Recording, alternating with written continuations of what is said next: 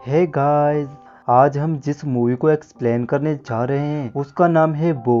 और ये मूवी साल 2010 में रिलीज हुई थी। इस मूवी में हम जानेंगे कि एक 15 साल की लड़की अपनी जरूरतों को पूरा करने के लिए अलग अलग लोगों के साथ पलंग तोड़ती है। अब उस लड़की के साथ क्या क्या होता है ये हम इस एक्सप्लेनेशन में जानने वाले हैं। सो वीडियो को बिना स्किप किए लास्ट तक जरूर देखें ताकि आपको ये कहानी सही से समझ आ सके। तो मूवी के स्टार्ट में हम एक 15 साल की लड़की केकड़ी और उसके बॉयफ्रेंड घुसेड़ूमल को देखते हैं जो अपना स्कूल खत्म करके कहीं जा रहे होते हैं। वो दोनों जंगल में मंगल करने जा रहे होते हैं जहाँ घुसेड़ूमल केकड़ी की जबरदस्त खुदाई करता है, लेकिन बीच में ही केकड़ी उसे रोक देती है ये कहकर कि वो अभी इन सब के लिए तैयार नहीं है। इसके बाद केकड़ी घर आती है जहाँ उसकी मोम उसे बताती है कि उन्हें जॉब से निकाल दिया गया है। केकड़ी अपनी मोम और छोटे भाई के साथ अपने नाना के यहाँ रहती है क्योंकि केकड़ी के फादर के जाने के बाद उनकी फाइनेंशियल कंडीशन खराब हो चुकी थी। केकड़ी की मोम के पास उसे पॉकेट मनी देने तक के पैसे नहीं थे, इसलिए केकड़ी उन पर गुस्सा हो जाती है और उन दोनों की बहस हो जाती है। केकड़ी एक शौकीन लड़की थी जिसे अपने सारे शौक पूरे करने थे। फिर अगले दिन केकड़ी स्कूल में एक लड़की को देखती है जो किसी के साथ एक एक्सपेंसिव कार में स्कूल आई थी। वो लड़की बीड़ी जलाने के लिए सबसे लाइटर मांग रही थी पर किसी के पास भी लाइटर नहीं था। इसके बाद केकड़ी दौड़कर उसके पास जाती है और उसे लाइटर दे देती है। फिर केकड़ी उस लड़की को कहती है कि मैं तुम्हारे घर के पास ही रहती हूँ, लेकिन वो लड़की केकड़ी की बातों पर ध्यान नहीं देती और उसे थैंक्स बोलकर चली जाती है। आगे केकड़ी का बॉयफ्रेंड उसका वेट कर रहा होता है, लेकिन केकड़ी को इससे घंटा फर्क नहीं पड़ता क्योंकि केकड़ी उस लड़की से काफी इम्प्रेस हो गई थी और उससे दोस्ती करना चाहती थी ताकि वो उसी के जैसी लाइफस्टाइल जी सके। स्कूल खत्म होने के बाद केकड़ी अपने दोस्त के साथ शॉपिंग करने जाती है। वहाँ केकड़ी एक जीन्स ट्राई करती है जिस पर उसकी दोस्त बोलती है कि इसमें तू काफी फाड़ू आइटम लग रही है, लेकिन केकड़ी के पास उस जीन्स को खरीदने तक के पैसे नहीं थे, इसलिए वो अपनी दोस्त को ये कहती है कि मुझे तो ये जीन्स बिल्कुल भी पसंद नहीं आई। केकड़ी अपनी लाइफ से काफी परेशान थी क्योंकि उसकी उम्र की सारी लड़कियों के पास सब कुछ था, लेकिन वो एकदम कंगाल लड़की थी। घर आकर केकड़ी देखती है कि उसके नाना सोए हुए हैं, इसलिए वो उनके गले में से $50 चुरा लेती है, पर उसे ये पैसे ज्यादा लगते हैं इसलिए वो $50 रखकर सिर्फ $20 ही उठाती है। फिर जब केकड़ी बाहर आती है तो वो देखती है कि वो स्कूल वाली लड़की जिसका नाम पिंकी था उसके पिता ने उसे घर से बाहर निकाल दिया था। अब दोनों नल्ली हैं तो वो दोनों पार्क में चली जाती हैं और बातें करने लगती हैं, जिस पर पिंकी केकड़ी से कहती है कि क्या तुम मेरे साथ चलेगी, और केकड़ी उसे हाँ बोल देती है। फिर वो दोनों एक क्लब में जाती हैं जहाँ केकड़ी को काफी मजा आता है क्योंकि वो पहली बार क्लब आई थी। यहाँ दोनों डांस करती हैं और फिर केकड़ी पिंकी को $20 देती है और उसे कहती है कि तुम जाकर ड्रिंक्स ले आओ, लेकिन पिंकी उसे कहती है कि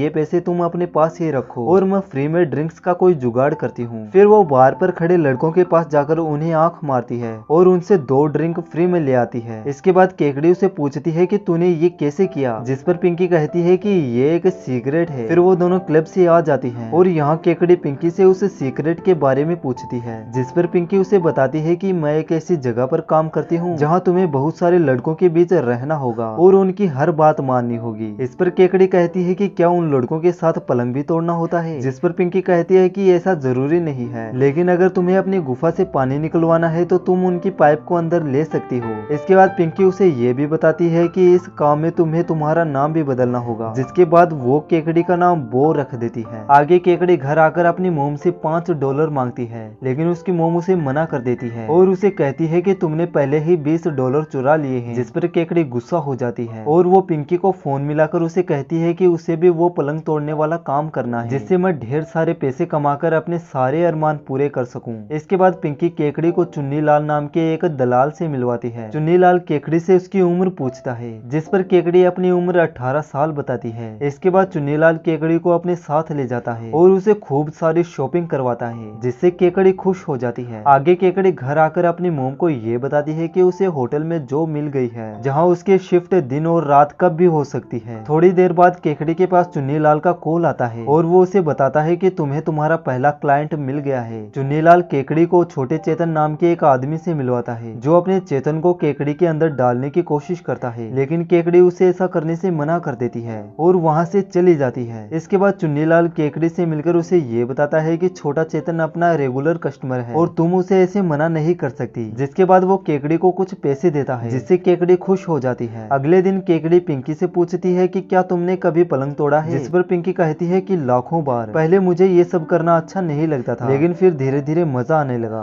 थोड़ी देर बाद केकड़ी के पास चुन्नीलाल का कॉल आता है और वो उसे कहता है कि आज रात तुम दोनों को साथ में आना है। फिर वो दोनों रात में एक पार्टी में जाती है और पूरी रात लड़कों के साथ पलंग तोड़ती है। अगले दिन चुन्नीलाल केकड़ी को मैसेज करके ये बताता है कि तुम्हारा क्लाइंट तुम्हारा वेट कर रहा है, इसलिए तुम्हें अभी आना होगा।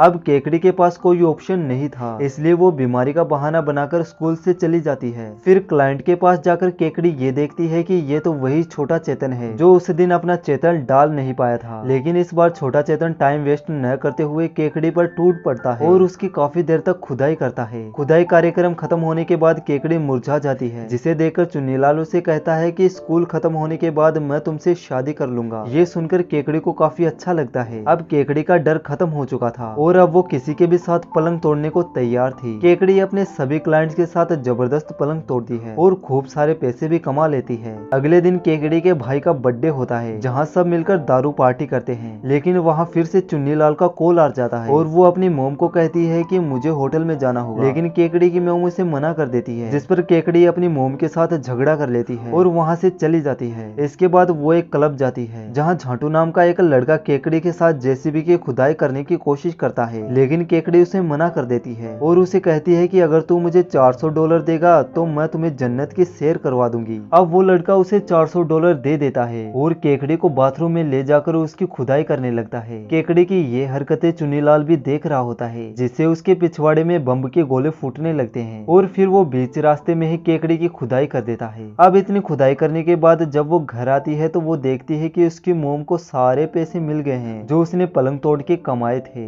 अब उसकी मोम से पूछती है कि ये पैसे कहाँ से आए, जिस पर केकड़ी कहती है कि इन पैसों के लिए मैंने अपना खून पसीना और पानी निकलवाया है। इस पर केकड़ी की मोम गुस्सा हो जाती है और केकड़ी को घर से निकाल देती है। फिर केकड़ी चुन्नीलाल को फोन करने की कोशिश करती है, लेकिन उसका फोन बंद आता है। इसके बाद केकड़ी को कोई और रास्ता दिखाई नहीं देता, इसलिए वो छोटा चेतन के पास चली जाती है। लेकिन तभी वहाँ पर पुलिस आ जाती है और वो उसे रिहब सेंटर भेज देती है। रिहब में केकड़ी को एक लड़की मिलती है जिसका नाम चिंगारी होता है और उन दोनों की दोस्ती हो जाती है। फिर केकड़ी चिंगारी को चुन्नीलाल का नंबर देती है ताकि तुम उसे कॉल करो कि वो मुझे यहाँ से लेकर जाए। अगले दिन केकड़ी की मोम उसे मिलने आती है, पर केकड़ी उनसे काफी गुस्सा थी, इसलिए वो उनसे कोई भी बात नहीं करती। फिर अगले दिन केकड़ी के नाना भी उससे मिलने आते हैं और वो उसे कहते हैं कि तुम्हारी मोम ने तुम्हें यहाँ भेजकर सही नहीं किया। यहाँ हम सबको पता चलता है कि इस मास्टर प्लान के पीछे केकड़ी की मोम का ही हाथ था। कुछ दिन बाद केकड़ी यहाँ से निकल जाती है और वो सीधा चुन्नीलाल के पास जाती है। चुन्नीलाल यहाँ आते ही केकड़ी के बाल कटवा देता है और उसे ये भी बताता है कि तुम्हारे जाने के बाद मेरा काम पूरी तरह से बंद हो गया और खर्चा चलाने के लिए मैंने उधार पैसे भी लिए थे जो मुझे अब चुकाने हैं। इस पर केकड़ी कहती है कि मैं अब ये सब काम नहीं करूंगी। आगे पिंकी भी केकड़ी से मिलने आती है जो अब काफी कमजोर हो गई थी। थोड़ी देर बाद केकड़ी घर के नीचे देखती है कि कुछ लोग चुन्नीलाल से मिलने आए हैं और वो उन्हें अपनी आईडी दिखा रहा है। अब केकड़ी सोचने लगती है कि उसे अपनी आईडी भी दिखानी होगी, इसलिए वो अपने पर्स में आईडी ढूंढने लगती है, पर उसकी आईडी पर्स में नहीं होती। तब केकड़ी को पता चलता है कि चुन्नीलाल उसी की आईडी उन लोगों को दिखा रहा है और वो अपना उधार चुकाने के लिए केकड़ी को उनके हाथ बेच रहा है। ये देखकर केकड़ी वहाँ से भागने की कोशिश करती है, पर घर के सारे दरवाजे लॉक होते हैं। फिर केकड़ी अपनी मोम को कॉल लगाने की कोशिश करती है, लेकिन वहाँ एक आदमी आकर केकड़ी और पिंकी को अपनी वैन में बैठाकर ले जाता है। इसके बाद वो आदमी रात को सुट्टा मारने के लिए अपनी वैन रोकता है। तभी केकड़ी मौका देखकर उसका फोन चुरा लेती है और वैन का गेट खोलकर वो दोनों वहाँ से भाग जाती हैं। अब वो लोग पिंकी को तो पकड़ लेते हैं, पर केकड़ी वहाँ से भागने में कामयाब हो जाती है। इसके बाद केकड़ी अपनी मोम को कॉल करके ये बताती है कि मैं घर वापस आ रही हूँ और यहीं पर मूवी खत्म हो जाती है। अगर आपको ये एक्सप्लेनेशन पसंद आए तो वीडियो को लाइक जरूर करें और साथ ही चैनल को भी सब्सक्राइब कर लें। Thank you.